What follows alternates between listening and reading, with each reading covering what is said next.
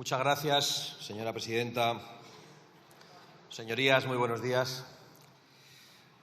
El señor Sánchez no tiene ninguna credibilidad, pero tiene toda la verborrea posible. Así que con mucho desinterés le hemos escuchado hablar de los temas tratados en el Consejo Europeo y de las relaciones con Marruecos. Con mucho desinterés y sin querernos ni una sola palabra. Y digo yo, ¿no habría sido más fácil que fuese Marruecos al Consejo Europeo en lugar de Sánchez, ya que la política exterior de España se dicta desde allí, se le ordena desde allí al señor Sánchez? ¿O acaso alguien cree que Sánchez puede defender cualquier postura internacional sin el visto bueno de Marruecos? En esta Cámara puedo asegurar que no lo cree nadie. Eso no lo cree ni Pachi.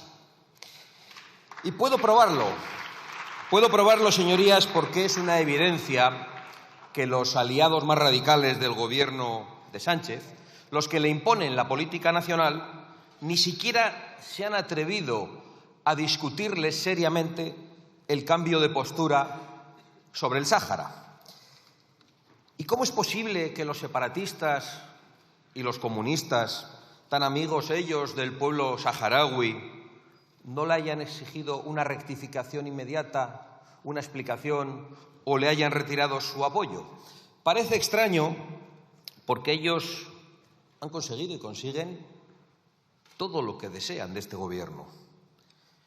Todo lo que desean gracias a la debilidad de Sánchez.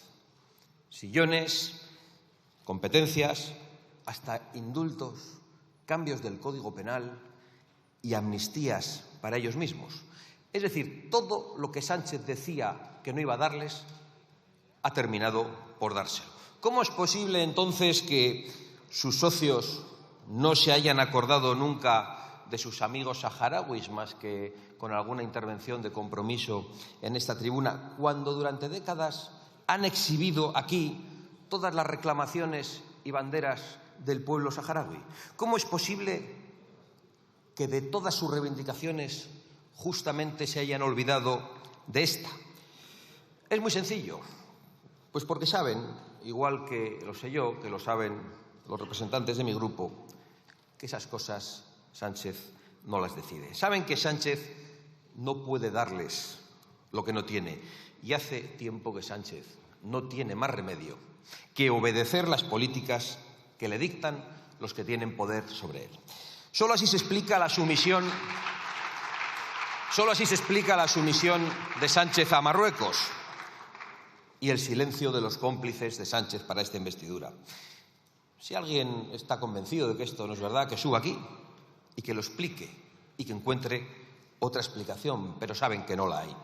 Pero más allá de esta indigna y preocupante realidad, lo cierto es que en el Consejo Europeo se han tratado temas muy importantes y ojalá alguien pudiera estar allí para defender los intereses de España y de los españoles y no sus intereses personales. En vez de eso, acude a los consejos europeos un presidente débil, un presidente sometido, un presidente del que se ríen sus socios y un presidente que está en un proceso de huida hacia adelante peligrosísimo para los españoles y para la convivencia.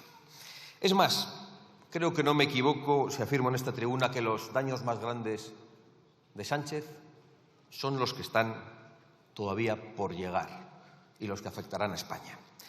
Y afirmar esto del presidente del Gobierno, que ha destruido la separación de poderes, que ha encerrado inconstitucionalmente a los españoles, que ha destruido la igualdad de los españoles ante la ley, que ha puesto a las mujeres españolas en peligro, pues significa que debemos prepararnos para lo peor. No es retórica para usar en esta tribuna, lo creo firmemente. Lo creo porque el señor Sánchez se siente acorralado por la corrupción que vamos conociendo y por la corrupción que ya hemos vivido en esta Cámara, la que ha hecho a la vista de todos, comprando votos para su investidura en esta Cámara a cambio de favores criminales. Lo creo al ver que, acorralado por la corrupción, ha vuelto, cerca de unas citas electorales otra vez, el Sánchez necrófilo. Pero esta vez en unos extremos que a cualquier persona decente creo que le deben producir náuseas. Y cuando vemos a ese Sánchez que ya no disimula su rencor, su odio y su rabia, sabemos que es capaz de todo. Por eso, el señor Sánchez, y me produce repulsión incluso relatarlo, se ha hecho vídeos y fotos con restos humanos, con tibias, con cráneos, con huesos, de las víctimas del Partido Socialista en el siglo pasado, de las víctimas provocadas por el Partido Socialista en el siglo pasado. El señor Sánchez ha asaltado una cripta a donde no podían ni acceder los familiares de las víctimas, para posar como hacen solo los salvajes y los bárbaros con los restos de sus víctimas. Indígnense lo que les dé la gana, pero es lo que sienten muchos españoles al ver en las pantallas una foto tan infame como la del presidente del Gobierno. ¿Cuál será su miedo y su desesperación como para ofrecer ese espectáculo macabro? Y se ha atrevido a subir a esta tribuna hace unos minutos para hablar de los que intoxican el debate público y para hablar de los que llenan de fango las pantallas de los españoles. Y se saca fotografías con los restos mortales de españoles muertos en una contienda civil fratricida a los que no ha mostrado ningún respeto para exhibirlos en las pantallas y a los ojos de todos. ¿Qué sentirá al sacarse fotos con esos cráneos, con esos restos humanos, convocando allí a los periodistas? ¿Alegría por una proeza patética? ¿Autosatisfacción? ¿O quizá algún extraño y diagnosticado placer? Por supuesto, aparte de los placeres íntimos que eso pueda proporcionarle, que yo no lo comprendo, esas fotografías tienen una intencionalidad política. Y eso es lo más grave de todo, porque eso es lo más amenazante para la sociedad española, para su convivencia, para la concordia y para la libertad y el derecho de los españoles a acercarse al pasado histórico como les venga en gana, y eso es lo que el Gobierno no quiere permitir. Sánchez quiere pisotear la reconciliación entre los españoles. Lo sabemos hace mucho tiempo. Quiere sembrar cizaña y, si le es posible, parece que hasta la violencia, rescatando los viejos odios entre españoles. Quiere pisotear la memoria de todas las víctimas de un enfrentamiento entre hermanos, de todas.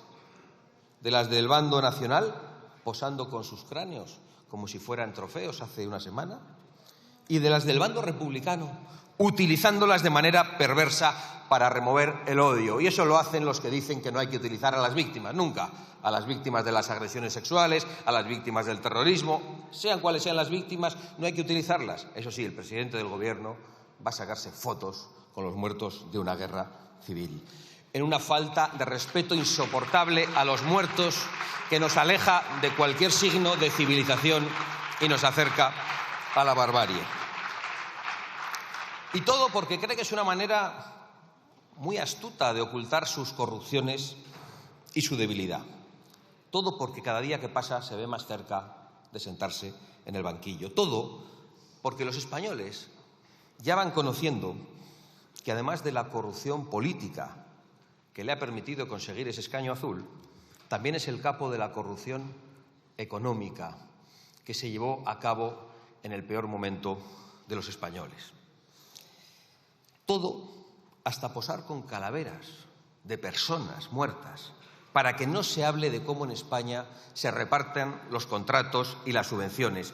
Cualquier cosa, hasta posar con calaveras de personas muertas para evitar que se hable de que las empresas que reciben un correo de la mujer del presidente del Gobierno facturan más en España. Todo, lo más ruin, lo más infame, lo más deleznable y lo más indigno, hasta posar con calaveras, para evitar que se hable de que cuando los españoles estaban sufriendo, algunos se han llevado millones como buitres en mitad de una pandemia.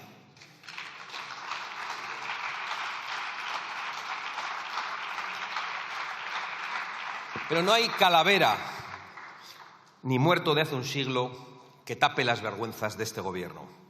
Tito Berni, Koldo, Víctor Aldama, comisiones por mascarillas inservibles, las maletas de Delsi, cartas de recomendación. Ya he dicho muchas veces, hoy lo he vuelto a hacer, que Sánchez no gobierna. pero lo que no sabemos es cuántas tramas dirige y cuántas pruebas había de ello en ese teléfono que le hackearon. Creo que más temprano que tarde acabaremos sabiéndolo y por eso pienso de verdad que lo peor de Sánchez está por llegar. No sabemos cuál será su siguiente vileza, que trata de ocultar con su verborrea habitual hoy en esta comparecencia. Pero sí sabemos que seguirá atacando nuestra industria y a nuestro campo, sometiéndolo a una ruinosa y criminal Agenda 2030, que es una sentencia de muerte para los agricultores y para los ganaderos españoles y para los trabajadores industriales. Y sabemos que va a seguir promocionando la inmigración ilegal a costa de batir el récord de violaciones en España y los ataques a mujeres en las calles, que crecen día a día con su gobierno como no lo habían hecho nunca. En esto, por desgracia, ha contado con la colaboración de toda la Cámara, salvo Vox, votando ayer a favor de la regularización masiva de 500.000 personas, sí, que entraron ilegalmente en nuestro país. Y lanzando un mensaje terrible al mundo. Es que aquí puede venir el que quiera y no hace falta respetar las leyes.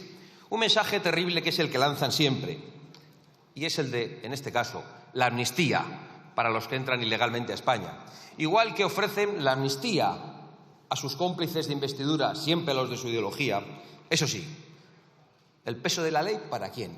Todo el peso de la ley para los españoles honrados y para los inmigrantes legales, los que llegan aquí llamando a la puerta y cumpliendo con las normas y respetando nuestras leyes e integrándose entre nosotros.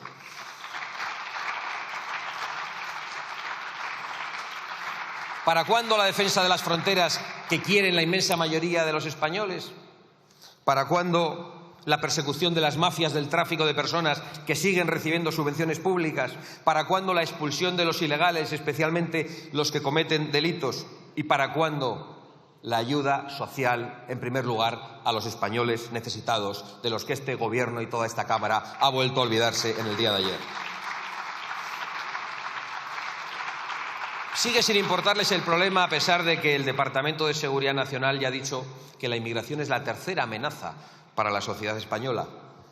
Vinimos al Congreso a presentar iniciativas para que el Gobierno reconociera la inmigración ilegal como una amenaza y todos en esta Cámara se opusieron. Ahora es el Departamento de Seguridad Nacional el que la sitúa como tercera amenaza. Pero desde su falcón de marfil eso no le afecta al presidente del Gobierno, porque es cosa de los españoles humildes, que no le preocupan absolutamente nada. ¿Y qué trae ese tipo de inmigración ilegal? Pues lo sabemos.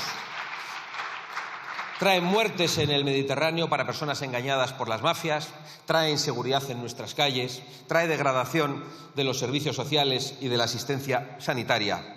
Y trae también, y lo sabemos por qué ha ocurrido a través de esa inmigración ilegal, amenaza yihadista, la que hoy sirve para que estén en vilo muchos españoles y muchos europeos que acuden a celebraciones deportivas importantísimas que han sido amenazadas por el Estado Islámico, que ya tiene a sus lobos solitarios entre nosotros, gracias precisamente a los que han abierto de par en par nuestras fronteras, es decir, ustedes.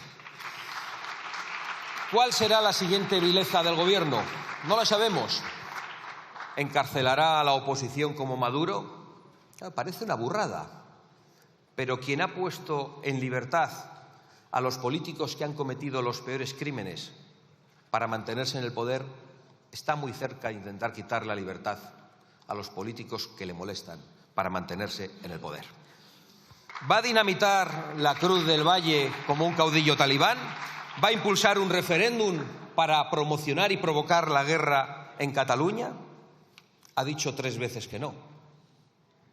Bueno, dicen que no a todo y luego es exactamente lo que hacen. Y si lo dicen 3 veces, más motivos para sospechar, porque al presidente del Gobierno le gusta mucho repetir las cosas que dice que no va a hacer y ya sabemos que son justo las que va a hacer. Lo hemos visto estos días en la campaña vasca.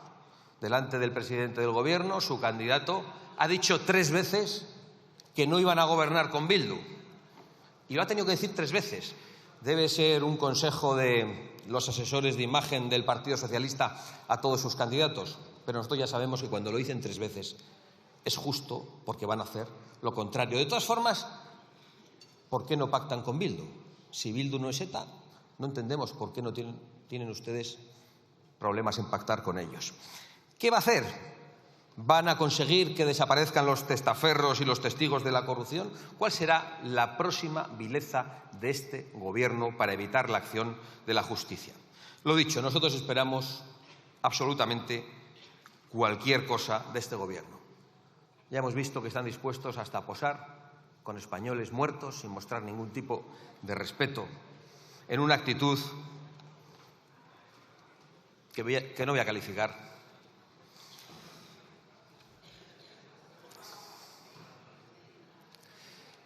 Si yo creo que hasta a ustedes les da vergüenza. Si yo creo que hasta a ustedes les da vergüenza esa foto. Señor Feijóo, con el de las calaveras, ¿va a repartirse usted el gobierno de los jueces?